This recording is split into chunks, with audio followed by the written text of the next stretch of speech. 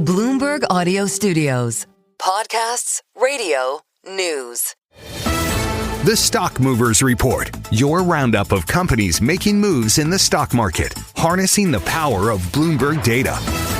Time now to take a look at some of the stocks on the move today in Europe. I'm Stephen Carroll and I'm joined by Bloomberg's breaking news editor Louise Moon. Louise, good morning. Let's start with WH Smith. Shares down over 6% in London. What's gone wrong?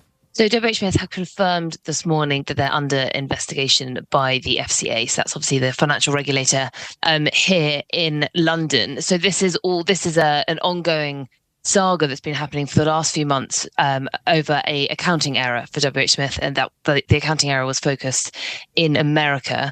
So WH Smith set out their own findings. They had a probe that Deloitte implemented. They set out those findings in November, and essentially one of the reasons that Deloitte found was that there was a lack of oversight for WH Smith. That led to the CEO resigning, their stock also slumping, and so today it's being announced that the financial regulator is looking into this. So that was kind of the key bit of news that's really being focused on. But also on top of that, and as a result of all of this, they've also cut their dividend for the first time since the pandemic. And these results were already delayed. They've been pushed back twice. And in that time, WH Smith has lowered its outlook twice. So unsurprisingly, as you say, the stock is tumbling this morning, and it's not recovering from the last few months. You look back, year to date, they're down over about 40%, and then there's the added losses today. So it could be heading for its worst year on record as a stock. So analysts are saying, the whole credibility hangs in the balance here. So we'll be keeping a close eye on the FCA's probe and what they find and what that could result in. Yeah, and one to watch, as you say. Let's go to Spain next. BBVA announcing its largest ever share buyback. Yeah, slightly different story there, a bit more of a positive one. So they're announcing just under 4 billion euros buyback. Yeah, largest ever, as you say.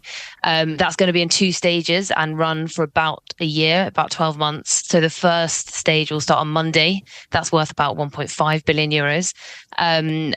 This was quite expected. This large payout was quite expected. So shares are higher, but only just slightly ticking into the green. And the reason it's expected is that it all comes after BBVA's failed bid for Sabadell. So that collapsed in October, which was quite a big setback for the CEO. He'd been working on that for about a year and a half. And at the time, they said that they would carry out what they called a significant share buyback instead. So this is part of their strategy to kind of draw a line under that failed bid and move forward. So this was quite expected. Estimates had ranged up to about 6 billion.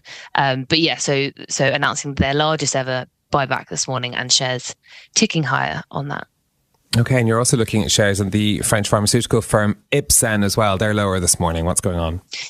They are. So just a quick one on them. Their mid-stage trial for one of their experimental drugs failed, essentially. So this was an oral drug for a very rare bone disease, and it didn't meet the primary endpoints. The study had gone on for 5 years, and it's now going to be closed. So analysts are saying, the hopes are dashed of developing this treatment.